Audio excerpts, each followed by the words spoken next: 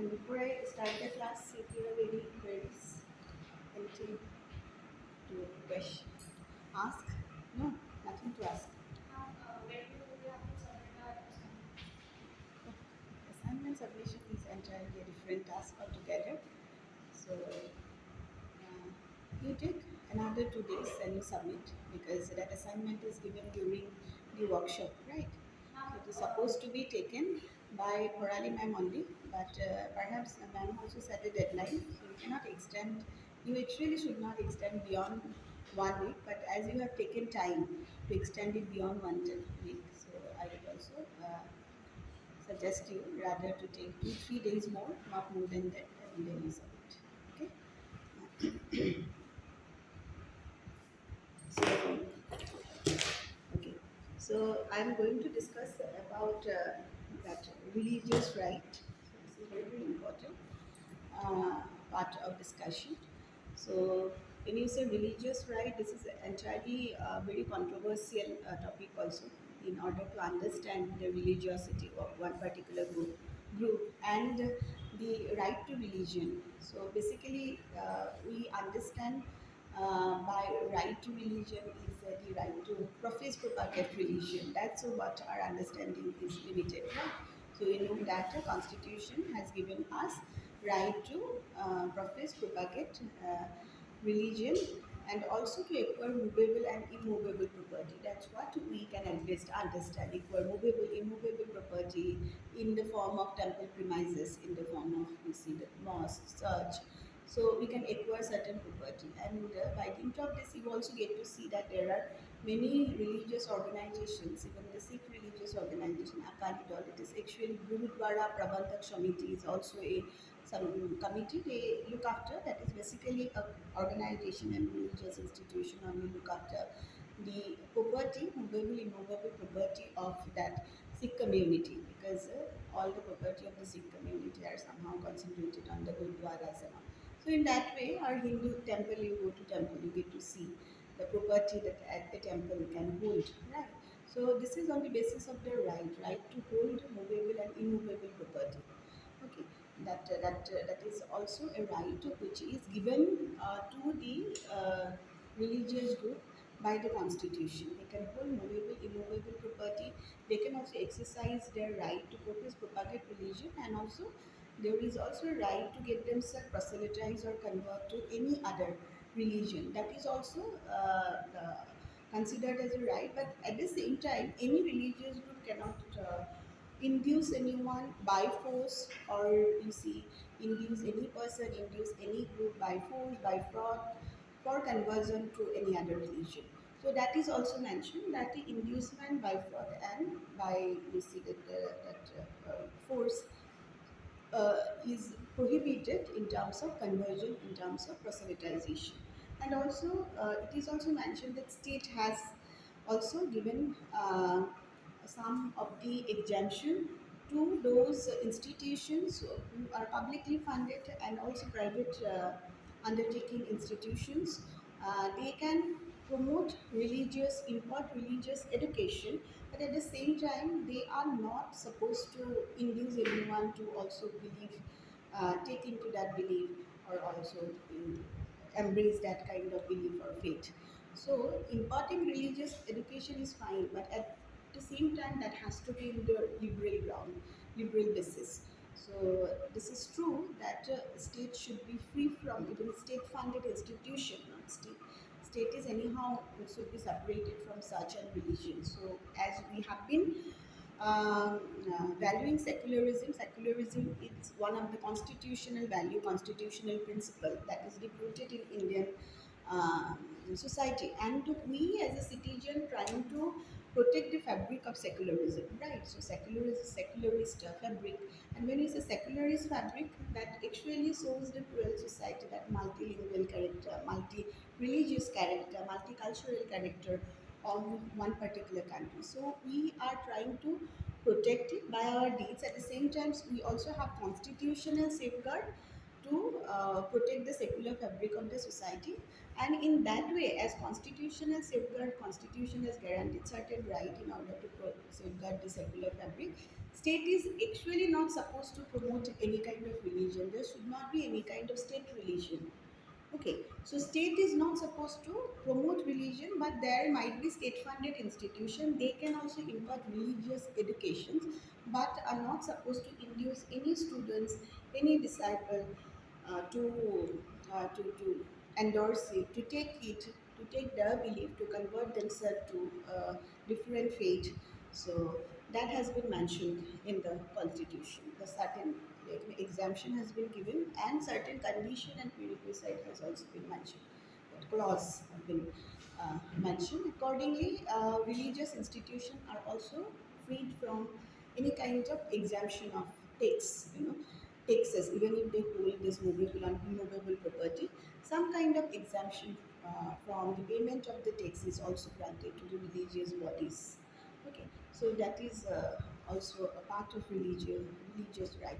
Now, what is important on the part of understanding this religiosity, religious character of the state? I'm not going to go deep into this nationalism, religious nationalism.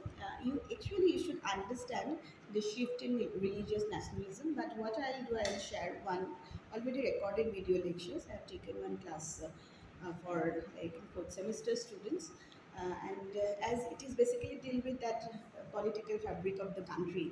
Okay, and human rights is also another aspect into it.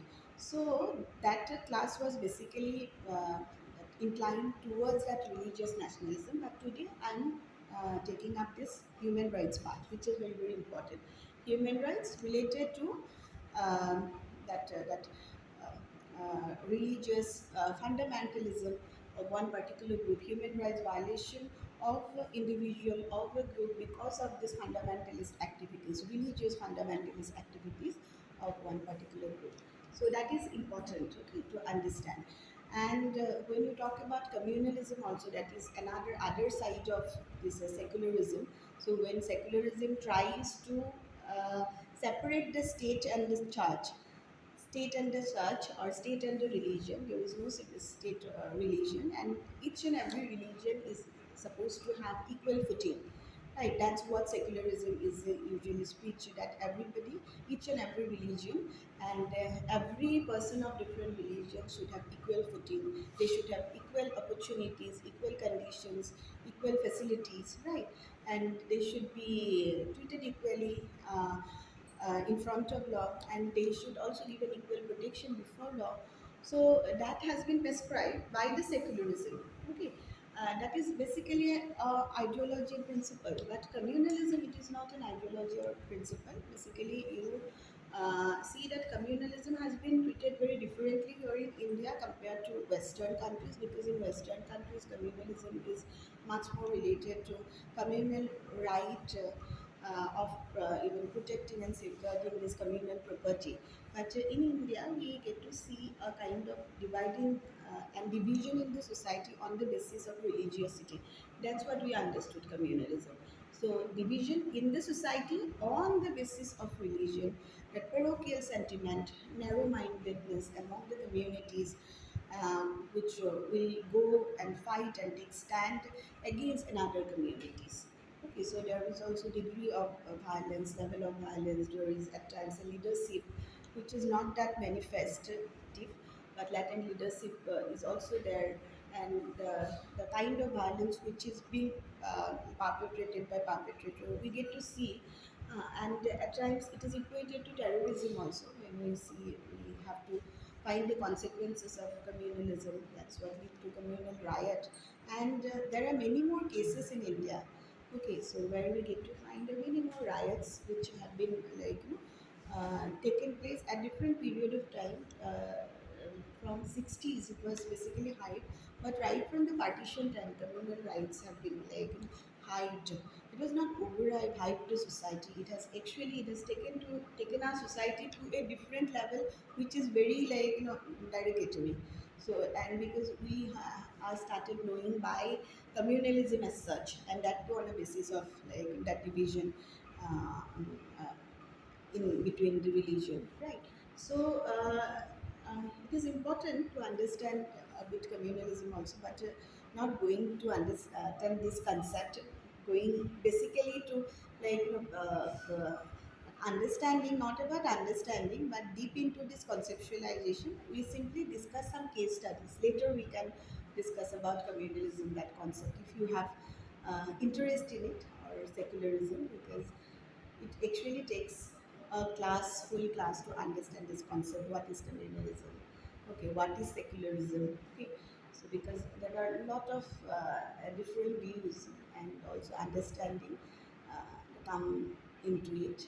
Okay, so because a Hindu fundamentalist organization will always look at communalism from their end. It is basically a kind of nationalism for them.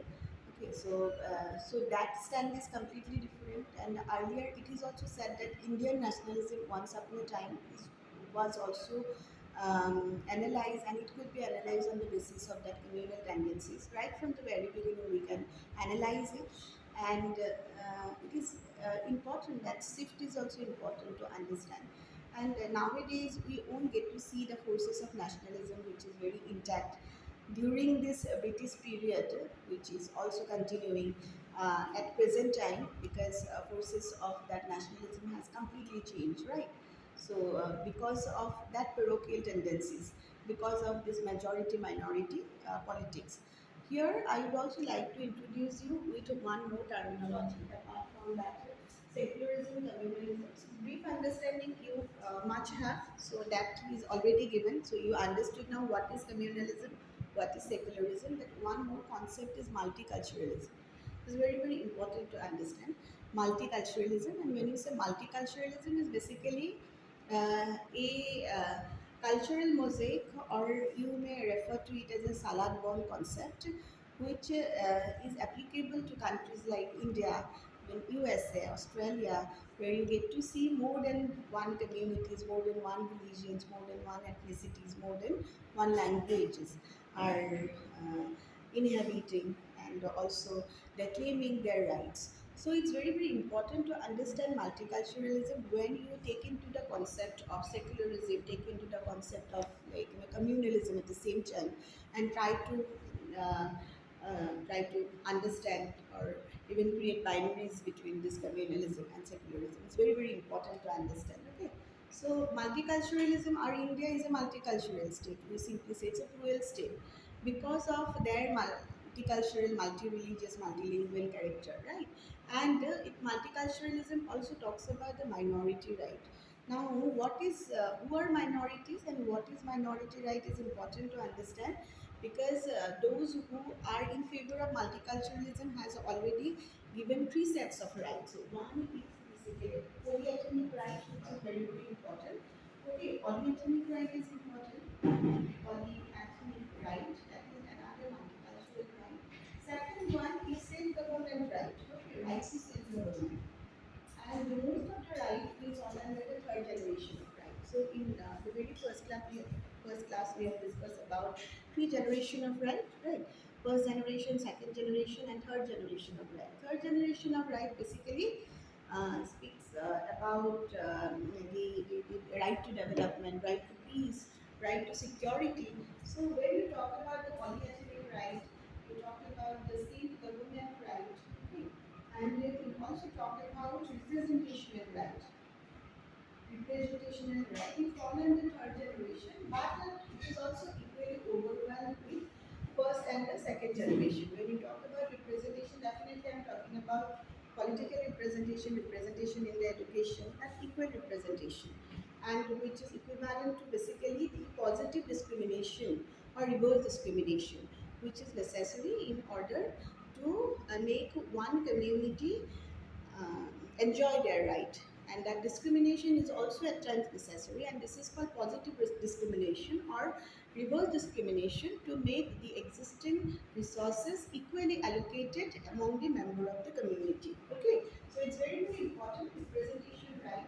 So again, when representation right can also be talking about the political right of that particular community, it also talks of, or it has given emphasize upon the right to take part in any political organization equally, participate in any political discussion in any group equally. Beyond this, like politics, you can also see the right to participation has to be equal for each and every community, and that is basically the representational right. And that right may be cultural representation, right to participate in each and every culture. So as we get to see, this multiculturalism is equated to salad bowl concept, right? This is equated to salad bowl concept. When you talk about the salad bowl, you get to see that salad, the mix of vegetables and even fruits are also there. So it's have their own distinct flavor, right? So you are not supposed to make it assimilated or melted. So it is all about integration. Salad bowl concept is integration, and that is equated to multiculturalism. But I'm not here talking about the melting pot concept. It is against the melting pot concept. Melting pot concept, you are not just supposed to homogenize everything. You are not supposed to making each and every individual, each and every community looking similar.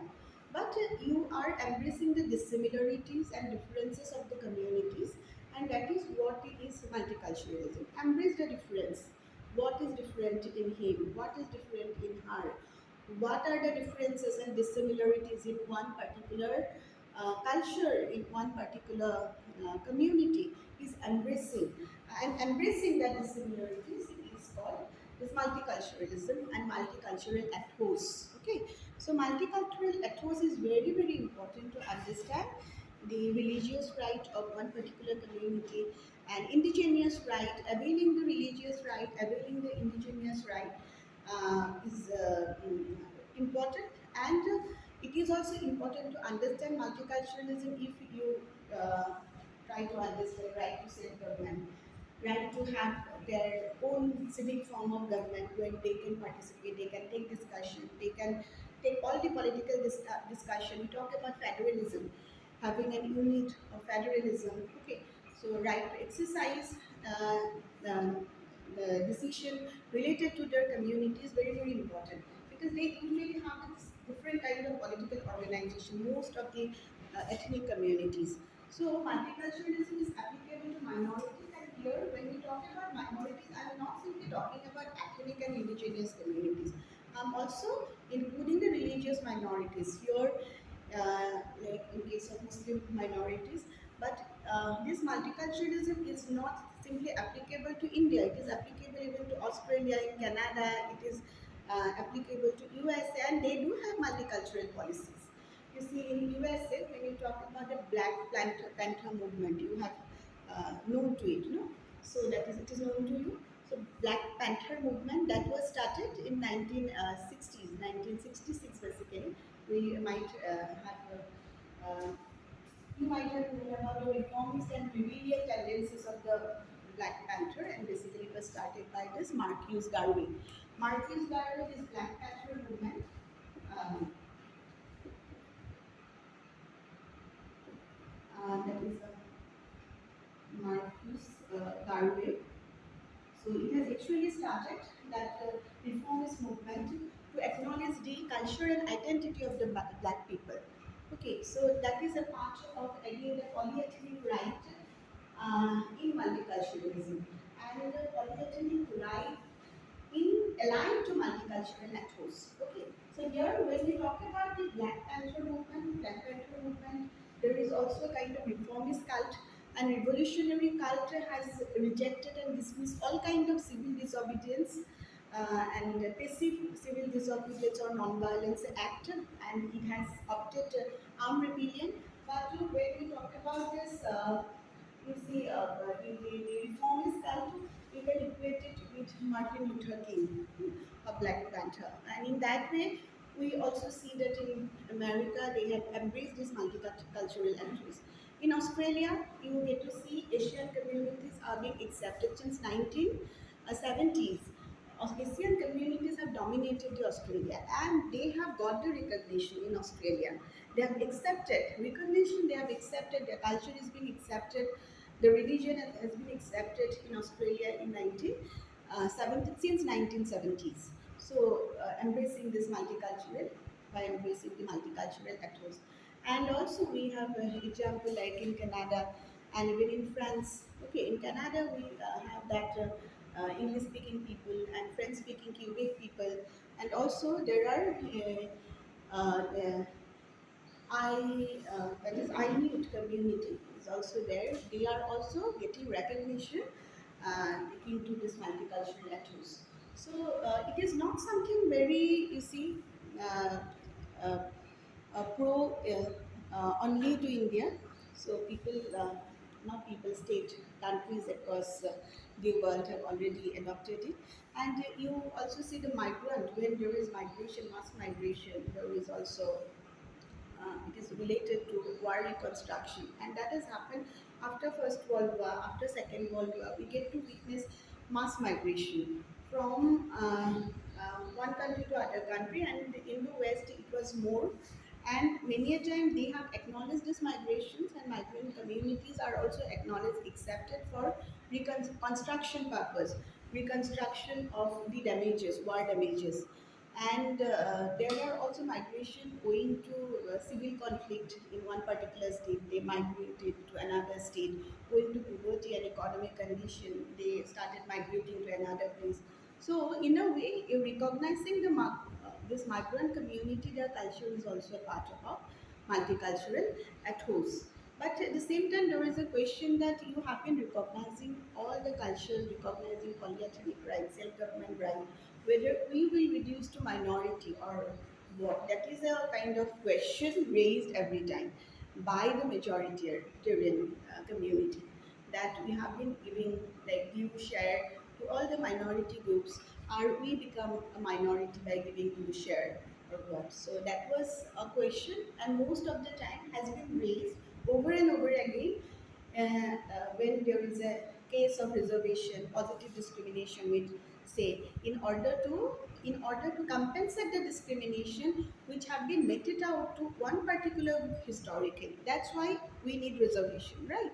We need reservation in order to compensate the historical distribution which has been meted to one particular community. So through discrimination that can also be possible, and that is also the very basic principle of reservation. So now you see, so when you talk about this ethnic right, self-government and representation, some kind of reservation has to be ensured. Polyethnic right is right to recognition, cultural recognition. So that religion, right to recognize the religion. Suppose if you see that law cannot exempt if you simply say that law cannot exempt Sikh people wearing helmet will not show a multicultural ethos. So law will exempt in a multicultural society, definitely a law will also exempt Sikh people to wearing helmet. At the same time, when you talk about Muslim personal law, again we also have the Muslim fundamentalists, and they have been trying to preserve their personal law. They don't try to reform their personal law. So reforming personal law has been and debate.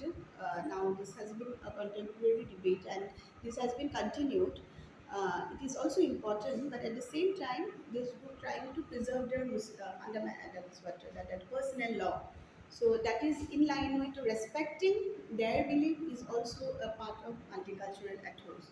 Okay, and when you talk about this ban on the cow slaughter, even Jewish community, they consider cow meat, beef as a bovine meat. Okay, at the same time, our Muslim community also consider it as a bovine meat. But you see, Hindu itself, they consider it a guy is something, cow is something which is associated with Krishna, right? And hence, if you examine these communities and Muslim communities and Jewish communities from slaughtering cows, so perhaps that multicultural ethos is being exhibited. So it is exhibited in the policies, development policies. We get to see how far it has accommodated the multicultural ethos, and how far, to what extent it is accommodated. If it is accommodated, constitutional guarantee is being provided, it is implemented or not. If it is not provided, why it is not provided. So like that way, provided in the constitution, why it is not written in the constitution, the provision related to multiculturalism. There has been change over the years, right? Societal change. Society keep keeps on changing over the years, over the ages. So some amendments have been made into constitution, but at the same time, we cannot even say that we need a different constitution, because it will be very difficult even to write a different constitutions, and also write a different constitution from which point of view, from which perspective. These are also questions, because people's mind are not free from prejudices, stereotype, and to certain extent, you can also claim that you have broken the stereotype. So, but what kind of stereotype you can able to break down? You can break down the stereotype related to gender and caste, creed, religion, and racial sentiment. So, what kind of stereotype you can actually break down?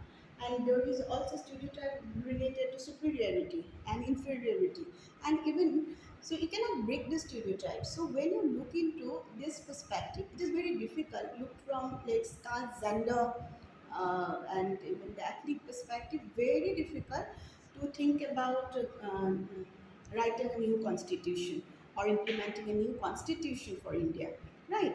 So it is important in this regard. So you have understood about this three rights, okay? This polyethnic right, self-government right, and representational right. These are three very important rights for a multicultural country to live with that solar ball concept. Now we also see that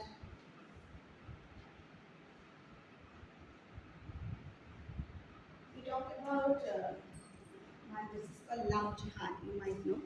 So love jihad. Okay, love jihad. Basically, it's a black propaganda campaign. Okay, so love jihad. It is also a campaign. It's a black propaganda. It's a part of black propaganda. So it is there. Uh,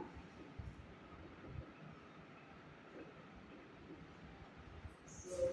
um, And when we discuss about love jihad, we get to see the kind of atrocities that women and male folk who are into a relationship, basically the couple, are facing, belonging to Hindu and Muslim religion, in on the in the name of love jihad. Okay, so that is important. Okay. So we see this kind of love jihad has also history. Okay, and when we talk about, and this is a part of love jihad is actually a part of we say moral policing. So instead of love jihad, we might also call a moral policing. Offer is accurate, and how far it can be justified to have moral policies in a society. So this days when we are trying to discipline each and every individuals and in our own way. So how far it is right to even like a certain code of conduct, and that too on the basis of parochial cultural belief. So that is important, and how the victim of moral policing is usually coping up with that kind of activities. Very very important. So in what way you are justifying moral policing act, and how victims are coping up with is very very important. Whether this kind of activities have been sponsored by state, this is sponsored by any civil society organization or fundamental groups, so who are basically carrying out this moral policing activities are another point, another aspect. Okay, so when you say love jihad, Operation Majnu, you might have heard, right? You have heard about the anti-Romeo squad, right? You have heard about this, that's Mangalore pub attack, and also a bar on celebration of Valentine's Day. These are all part of moral policy. Even when you actually ensure a dress code and also a kind of hairstyle that you can have. These are also part of moral policy. What kind of dress code you can have, what kind of hairstyle you can have, that you cannot color your hair, you cannot wear certain dresses. Also a part of moral policy. But here, what is important is the degree, and degree of policy, moral policy, and also extent of moral policy. So at times it goes to the extent and extent of extremism that it cannot be supported. Okay, so a lenient and liberal policy can be acceptable, but when it goes to create a atrocity to a community, to an individual, create an atrocity or violence to women and male folk and another community, so that tendency cannot be supported, right? But when we talk about from human rights point of view, you need to have a very clear idea, and at the same time, you also know what to support, what not to support. I'm not telling you to be a very strong advocate of uh, uh, any particular ideology. Okay, so be neutral. You be neutral, but always try to understand what is right, what is wrong. Okay, so it is important to understand right and wrong of any ideology. So there are multiple ideologies we do have in a political system, and I'm not telling you to advocate what that is entirely your choice, and you can be affiliated to any party ideology. You can be affiliated to any party system. But the thing is that what is right and wrong is entirely different. So you can be affiliated, but you have that sense of right and wrong, and that's what will determine your personality. So after having affiliation, also you embrace that right and wrong, and you know that this is what is right, this is what is wrong, and not every time you use some of the glittering generalities like for the good of the society, for the interest of the society. So because you never know whose interest actually lies in the good of the society, in the interest of the society. Okay, so when you talk about moral policy, you see during partition, it has a history also. Moral policing has a history. During partition time, we get to say that many male folk even they try to claim uh, uh, control over the sexuality of these women during the partition time. So, and it happens to be such that you see it is an interesting dimension, or even that binary is there, caste and patriarchy, and our female sexuality is always controlled by male folk, right? That is also there, and that to a masculine male of the masculine order, not a meek one, highly macho kind of male, which will try to control their female sexuality, and they will try to name female sexuality, right? Name it whether like that pure women, loose women, so what they wear, so they determine what is empowerment most of the time. If you say empowerment, they try to define empowerment that women have been pulling down their ghungat, they are coming out of their ghungat, right? And they are now embracing job outside their home, and they are empowered. But at the same time, they are also ignoring the Dalit women, so who have been working outside the field for subsistence purpose of the family, for surviving the family, for earning some money for the family, right? And who you see who has been like even at times without clothes, because that own even clothes will not allow you to work comfortably without clothes in the not sense naked way, but yeah, somehow they could not able to bear their body properly through clothes. Okay, so at times they are victim of male gaze, but they could not cover their body through clothes just because of some practical reasons, because of like sheer hot, scorching hot, because of even their that uh, deadline to finish the work, right? That is because they are working in the field, and working in the field because of their compulsion, family compulsion. They need some money, and for them, for their family, right? So that is another is a very practical regions, but their agency is not highlighted most of the time. We also see when we talk about media representation, media is not highlighting their agency, their subjectivity. Media is highlighting that women is coming out of the ghungat and it is empowered and started working. So one person who is already like who was contained in the home, now coming out of that home and started working, is highlighted by media, but media will not highlight the practice that women of any marginalized community or minority who has been surviving for years, who has been working for years for that family. Right, even many tribal women, you said that ethnic women, tribal will be the wrong, but ethnic women have been working for the family, right? They tend to go to field and work for the family, and they do it happily, doing it, right? So their agency is not highlighted, no, by the media. Their subjectivity is not covered by this media. So it is not a story for even a newspaper, a journal, or a magazine, right? So you see, there is a biasness in terms of reporting. And then when you talk about the moral conflict during partition time, what happened? Partition time, that many male member of the family, they also made the women, especially the daughter and the wife, committed suicide.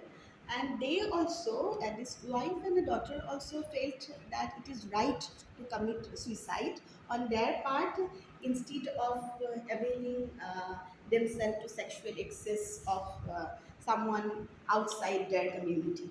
Okay, because that kind of situation occurred during partition time, that extreme violence and atrocities carried out among and between the communities. So, in order to provide security and protecting the rights of the women, male folk themselves of one particular community, even in, it happens in both the communities, okay, Hindu and Muslim communities, they make their daughters and women commit suicide. And they also taken it as a kind of bravery, act of bravery. Committing suicide is an act of bravery which will elevate the status of this that women, as well as elevate the status of the family. So that is an act of moral policing which I've been continuing. That was of different type and nature, and context was also different. But we nowadays we get to see another type of moral policing which is there in the form of love jihad, and that Operation Majnu. Huh. So we get to see this kind of moral policy, which is based basically on the cultural belief, religious belief of the community, who try to protect the community, um, and from the westernization, and even try to protect the community from getting influenced by the Western values. Okay, so westernized, getting westernized. So that's what the protector of the culture claim. Or when you talk about the moral police, who are the agent of moral policy? Who are the actors of moral policy? So if you look into the actors and protector of the moral policy, you'll get to see there are some protectors who are actually self-proclaimed cultural protector. Okay, and they try to protect the culture, try to protect the religion, try to protect the sanctity of that particular community, uh, uh, on the basis of defining a code of conduct for them. So it works in line with the cultural belief, religious belief. That is also code of conduct, the correct code of conduct which is defining. And when you say why it is being done, and it is being done basically in India, from Indian context, if I analyze this moral policy, then we usually see that it is being carried out by both Hindu as well as Muslim communities. Okay. So in 1990s only in India we get to see incidents of moral policing happen after a partition. So for long, not many incidents have been reported in newspaper, but in 1990s there is a women fundamentalist organization, Duktaran e Millet, Muslim organization. You see, Duktaran, that is also Duktaran e Millet. Okay, that was a fundamental women fundamental organization who has been threatening women of the group of acid attack if they try to that uncover their face. So that was a kind of moral policing carried out during 1990s. So they are threatening not to leave the burqa. They're threatening the women folk for not to leave the burqa and not to uncover their face, not to even leave this hijab. That came up during 1990s. Okay, so that is a kind of moral policy. So it is there irrespective of religious faith and the belief. So I'm not telling that Hindutva organization is carrying out. There are some instances also. Hindutva organization have been carrying out moral policing, but it has taken to an extent that you see the counter counter campaign, and false propaganda has actually taken place. You know? And when you talk about love jihad actually a campaign with no substance. You see, that is a propaganda entirely, and you see that even this ABVP. Yeah, Kerala, in Karnataka, in even Uttar Pradesh, in Ghaziabad, in Meerut, so everywhere we get to see incidences of love jihad. Even in Bihar also there are incidences of love jihad, and it is basically it is a campaign which is propagated by Hindutva organizations, that ABVP, then you see this Bajrang Dal and Durga Vahini, they have been carrying out jointly, and some Christian organizations have also joined hand with them.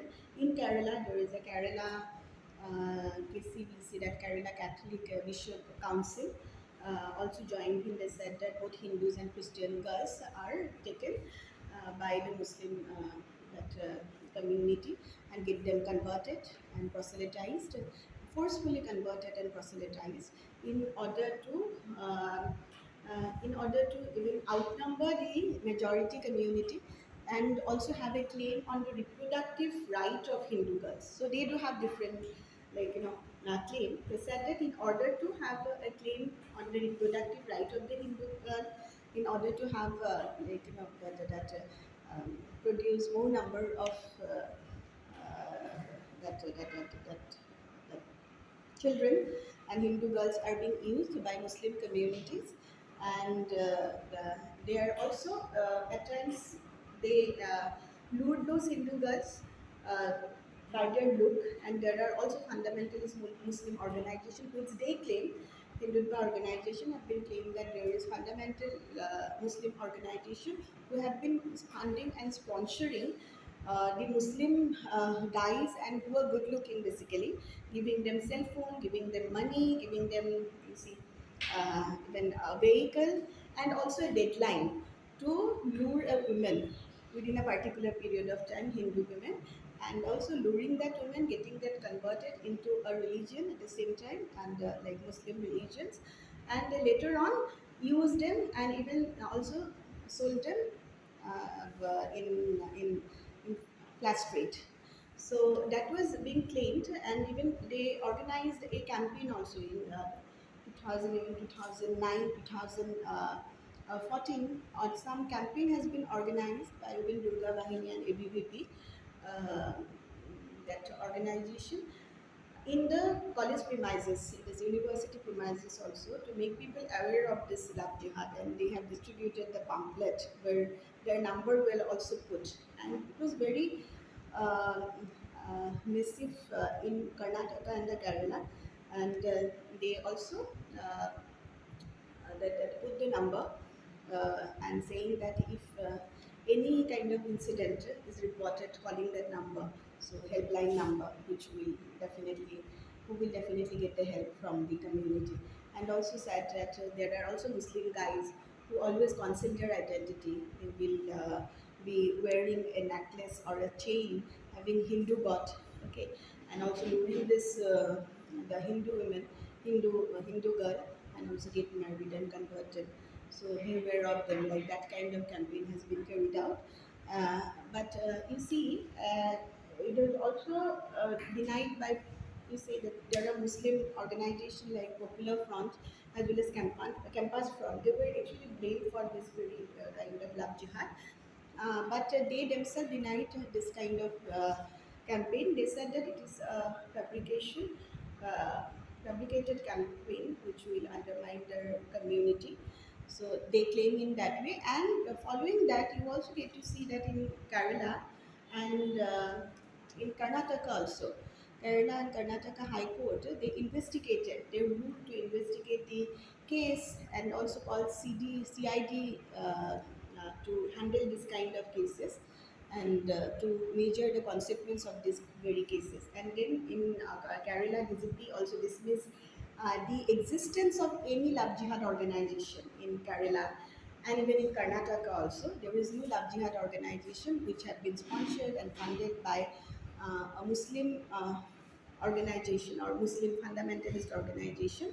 And whatever some cases have been surfaced, cases of, you see, the rape of Hindu girl by Muslim boy, okay, or Hindu, like, a person by Muslim person, cases of rape and also marriage and conversion. Some cases have been surfaced, and those cases are not even sponsored by these organizations and not related to the love jihad. But whatever cases have been tracked related to intercaste marriage, okay, those cases are based on the will of the both party. Okay, that common will of the both party. So that was being ruled by the AC, and this is found after the investigation is made by, you see, the DCP and CID, and DCP has dismissed the existence of that organization. There is one website also, that is Hindu Jagruti organization. There are many websites carried out this love jihad, but later on, you get to see actually there is no existence of this organization online that use the network facilities to even propagate this particular campaign. Okay, so that is another side of, you see, this extremism, and also in order to ban proselytization. And we see this is also part of nationalism, religious nationalism. Now we have been uh, discussing and also debating on religious nationalism. It is very, very important debate. Okay, and we see that when we talk about this Vishwa Hindu Parishad, Akhil Bharatiya Akhil Bharatiya Vidyarthi Parishad, as well as Hindu Mahasabha, Rashtriya, this Seva Sangh, they are trying to create and build a Akhand Bharat and trying to Hinduize the Muslim community. This is also today themselves said that we want to Hinduize the Muslim community. Even in West Bengal, in an answer or reaction to Love Jihad, another campaign carried out by that fundamentalist organization in 2016, and that Beti uh, Bahu Lao Beti Basao. Okay, that kind of campaign has been carried out, and it is a counter move to love jihad. They said that instead of luring Muslim Hindu girl lured by Muslim man, so what you can do is luring the Muslim women, and also get themselves out of the Muslim faith, and also that convert them, change their name, and also give them exposure to the Hindu tradition, rich Hindu tradition. So that is also another part of, like, this proselytization practice, or banning proselytization, or that measures related to conversion or anti-conversion. Okay, so this is, Currently one more news is rolling out that sorry. now currently one more news is rolling out that in counter to love jihad there are few Hindu men who are marrying the Muslim women and they are selling them. Oh, that is the same thing. So Hindu man marrying this. Oh, that is a counter. Yes, That is a Hindu man marrying it and also selling it. and they are being paid by various politicians. That is what the same kind of, you see, belief system and practices have been carried out and is there in society. You also see that when you talk about who is behind it, so there are politicians. Even you see that Mirak incident, Operation Majnu was severely criticized by all political parties. It was condemned and criticized by political parties, condemned, criticized by even National Human Rights Organization, as well as National Commission of Women. So Commission for Women have that criticized that particular act of Operation Majnu, when police involved in moral policing. Uh, but at the same time, police themselves said that they got order from administrations and from upper hand to carry out this kind of search and seizure in even pub, in public garden, public park, okay, and also in pub, restaurant, and etc. etc. So they got the order from like upper level of organization. They themselves said that when police themselves claim to be the custodian of morality. Okay, so they did it in different public garden they usually enter, and what they usually do, they call media also. That is the most embarrassing part, is that they call media, and they also give a call to national television channel, and to expose the couple who are courting, or even if they are found like holding hand or walking or strolling, so they are always taken with the eye of suspicion, and they are not only arrested, they are also publicly humiliated. That is embarrassing. They're publicly humiliated, and it has a toll on the whole psychology of the victim. So their right to autonomy has already been abrogated. Most of the time, their dignity has been abrogated, and they cannot even contact their parents also, right? And they are made to even call the parents. They cannot even contact their parents, and most of them did not even turn to their and go back to their home also. And for many years, they could not even get to be traced, so they are untraceable for many years. So these are some of the implications of this moral policing. If you get to see Operation Majnu, this that came in 2005, so when media were also involved, and to expose how police has assumed the role of custodian of morality, and even women police, usually women police are groping, solving them, and also kicking on the feet, like you said, there are visuals. And when they complain, try to women victim try to register a complaint, which is also not entertained by the police station. It is simply said that we are told to behave like this way by administrators, like that way. And they simply said that in order to maintain the beautification of this, their region is that in order to maintain the beautification of the park, so it is important in order to even save and protect the culture of the society, in order to getting it influenced by western eyes, pulling our culture by western countries, it is very very important. And it has happened in 2000, because after 1990s we get to see in 2000 in Kanpur there are certain incident of this moral policy and banning the Valentine days, and also destroying the florist and restaurant, and that barging into those restaurant and the pub, and also arresting people who are found courting.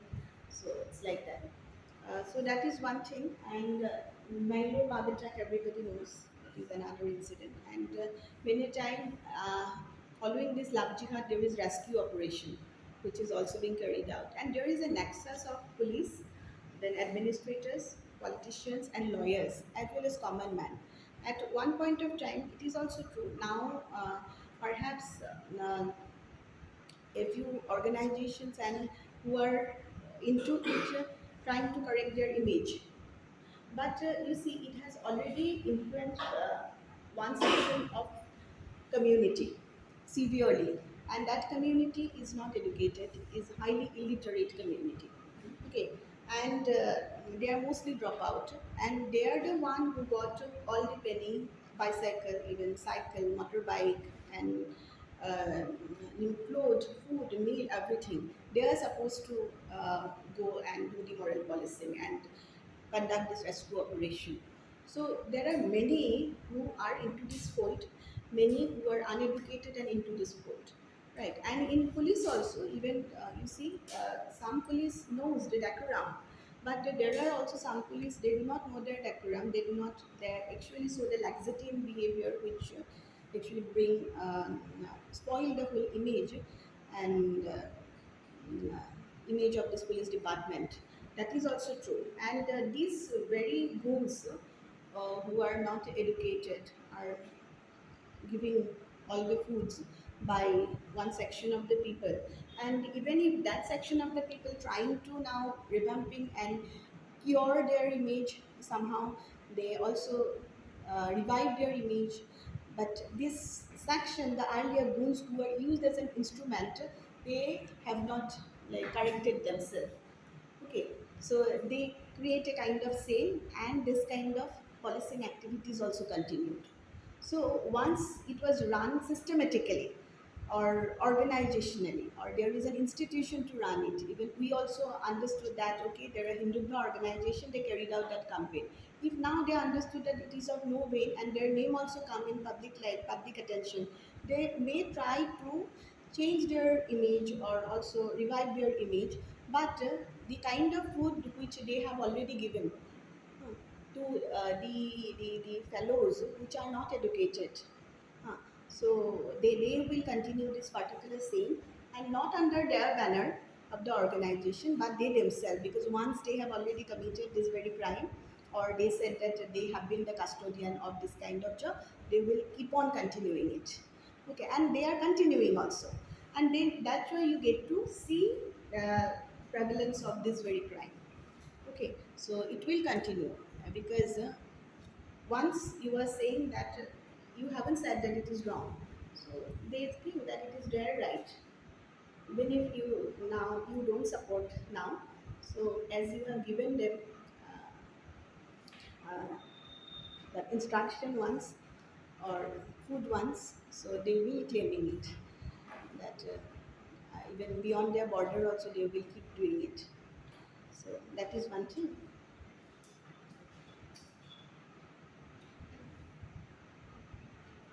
And there was also once a time that they tried the marriage register and find out cases of that Hindu girl married to Muslim, Hindu women married to Muslim man, and at the same time they use all kind of deceit and deceptions, use the drugs, use other kind of diplomatic technique to separate them both. Uh, and in most of the cases they are successful also. This is a true picture, very sorry picture at the same time. No, there's a new movie now in this news, the Kerala story. Sorry? Yeah? The story about that story. Yeah. Uh-huh. There's a movie about these cases, the Kerala story. Uh-huh. Have you seen it? No, I haven't seen it. And they talk about the same cases on how they change, how they force girls to change their caste to force, and Forcefully they, yeah, change. they take their problems to join ISIS. Okay, okay. There's a lot of 32,000 number from India. They shifted girls from India to Afghanistan. The, that is ISS. Yeah. Over Not a whole Afghanistan. Team, a whole team has not all over India. Then for Thailand, So in that way, if I haven't seen that movie, I think that is the case.